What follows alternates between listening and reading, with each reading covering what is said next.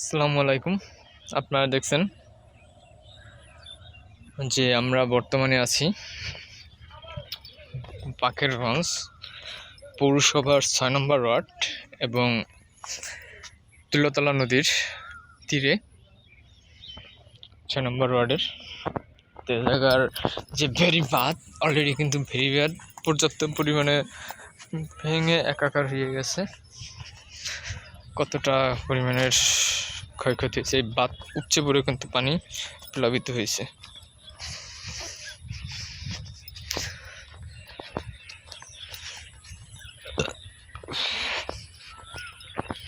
বাঁধ কতটা ক্ষয়ক্ষতি হয়েছে দেখেন, দেখানোর চেষ্টা করবে। বাঁধ ভেঙে কিন্তু পানি অলরেডি আপনার হাইওয়ে ওভার করে ৯ নম্বর ওয়ার্ডে প্লাবিত হয়েছে। কী পরিমাণে বাড়ির তীব্রতায় জিও ব্যাগের পলিটা ছিল সেটি কিন্তু অলরেডি পানির স্রোত এবং ঢেউতে ঢেউতে অলরেডি কিন্তু ক্ষয়ক্ষতির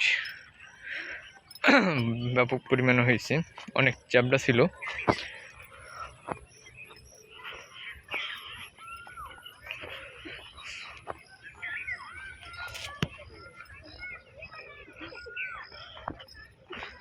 দেখো চেহারা কিন্তু উঠছে।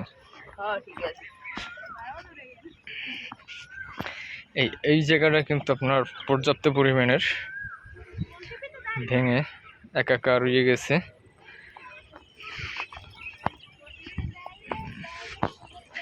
এই জায়গাগুলো কিন্তু এই জায়গায় উপরে কালকে এই জায়গায় কিন্তু কমপক্ষে আমি যে জায়গাটা দাঁড়িয়ে আছে এই জায়গা থেকে বুক পর্যন্ত অলরেডি পানি প্লাবিত হয়েছে। এই যে পানি যাওয়ার যে জিরো পয়েন্টটা, এই যে জায়গাটা থেকে কিন্তু পানি একদম এই আপনারা দেখছেন সিএমবি বা ঢাকা কুয়াকাটা হাইওয়ে,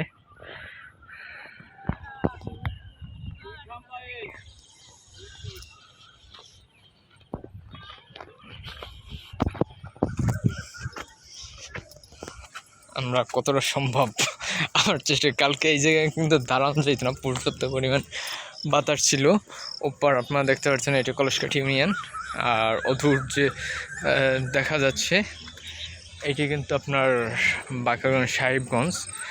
এই যে আমি দেখানোর জুম করে দেখানোর চেষ্টা করি, এলো বাকেরগঞ্জ সাহেবগঞ্জের ভেরিবাঁধ।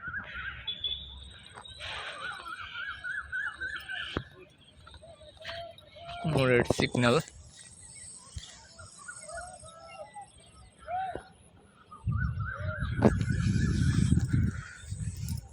আর এই হলো আপনার কলসকাঠি ইউনিয়ন পৌরসভা ৬ নং ওয়ার্ড যে ভেরিবাঁধটি রয়েছে সেই ভেরিবাঁধে। তো এই ভেরিবাঁধটির চমৎকার গল্প রয়েছে। সেই গল্পটা হলো প্রতি বছরই এটি সংস্কার করা হয়, কিংবা ২ বছর পর পরে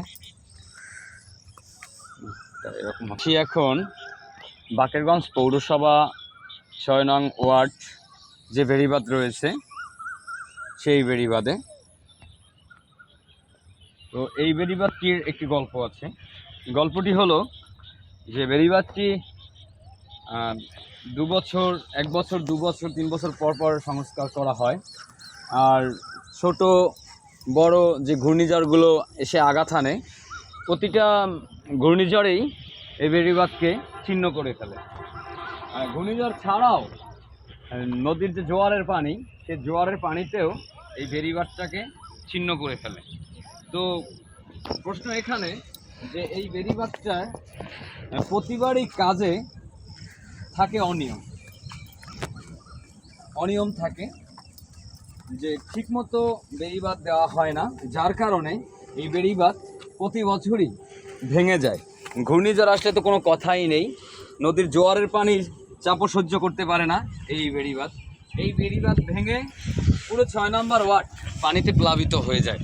যেমনটি গতকালকের ঠিক সকাল দুপুর ৬ নম্বর ওয়ার্ড পরিপূর্ণভাবে পানির নিচে তলিয়ে যায়। এমন কোনো বাড়ি ঘর নেই যে এই ঘরটি ডুবে নাই।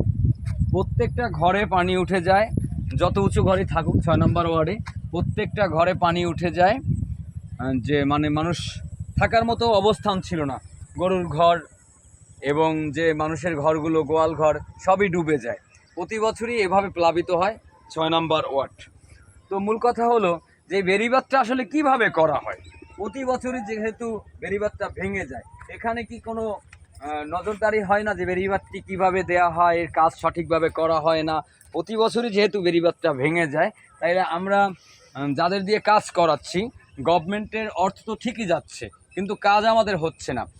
এই 6 নম্বর ওয়ার্ড তলিয়ে পার্শ্ববর্তী যে 9 নম্বর ওয়ার্ড, সেখানেও এই বেড়িবাঁধ থেকে পানি গিয়ে 9 নম্বর ওয়ার্ডেও পানি ঢুকে যায়, 7 নম্বর ওয়ার্ডে, 8 নম্বর ওয়ার্ডে পৌরসভার ঝুঁকিতে থাকে, পানিতে তলিয়ে যায় ঘরবাড়ি।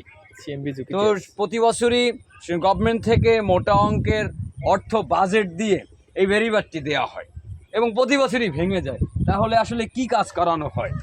এদিকে যদি সরকারের একটু খেয়াল থাকে যে এই অসাধু লোকগুলো প্রতি বছর বেড়িবাঁধ দেয় এবং বেড়িবাঁধকে চুরমার করে ফেলে, নদীর জোয়ারের পানি এবং ঘূর্ণিঝড় এলে তো ভেঙে চুরে তাড়াতাড়ি হয়ে যায়। এই যে দেখছেন আপনারা, এই কিছুদিন আগে বেড়িবাঁধটি সংস্কার করা হয়েছিল, কাজ করানো হয়েছিল। আচ্ছা, তোমরা কি বলতে পারো যে বেড়িবাঁধটা কত দূর ছিল? যেখান পানি ওইখান থেকে এ পর্যন্ত ছিল। এই গতকালকের বন্যায় এখানে ভেঙে পড়ে গেছে। আচ্ছা, এই বেড়িবাঁধটা করছে কতদিন আগে? 1 বছর। এই 1 বছর। গত বছর খরার মৌসুমে এই বেড়িবাঁধটি করা হয়েছিল, আর এবছরই বেড়িবাঁধটি শেষ। প্রতি বছরই এরকমের করে ঘটনা ঘটে এই 6 নম্বর ওয়ার্ড যে বেড়িবাঁধটি রয়েছে।